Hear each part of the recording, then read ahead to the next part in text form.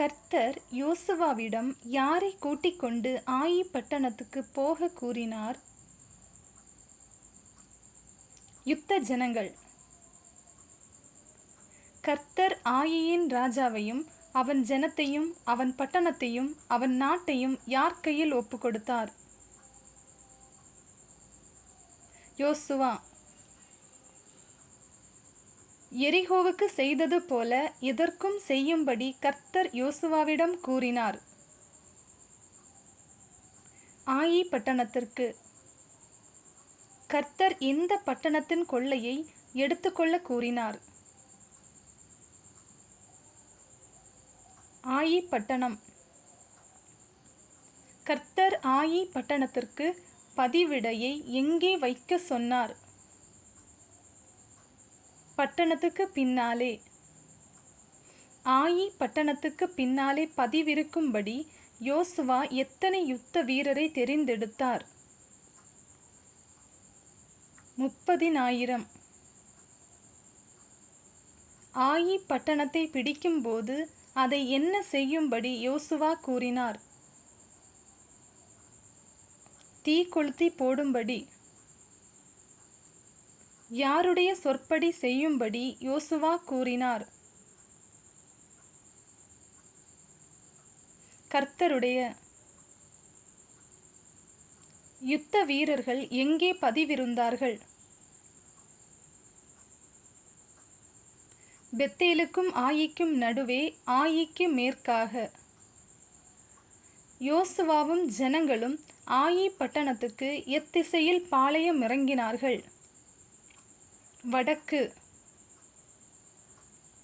இஸ்ரவேல் ஜனங்களுக்கும் ஆயிக்கும் நடுவே என்ன இருந்தது?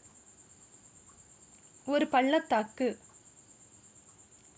ஆயி பட்டணத்துக்கு மேலண்டையில் யோசுவா எத்தனை பேரை பதிவிடையாக வைத்தான்? ஏறக்குறைய 5000 பேர். யோசுவா ஆயி பட்டணத்திற்கு எந்த திசையில் எல்லாம் பதிவிடையை வைத்தான்? வடக்கு, மேற்கு. ஆயி பட்டணத்தின் மனுஷர் இஸ்ரவேலருக்கு எதிரே யுத்தம் பண்ண எங்கே புறப்பட்டார்கள்? சமனான வெளி. இஸ்ரவேலர் ஆயியின் மனுஷருக்கு முன்பாக எந்த வழியே ஓடி போனார்கள்? வனாந்தரத்திற்கு போகிற வழி.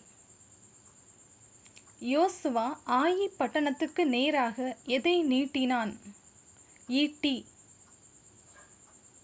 யோசுவா தன் கையை நீட்டினவுடனே யார் ஓடி வந்து பட்டணத்தை பிடித்தார்கள்? பதிவிருந்தவர்கள்.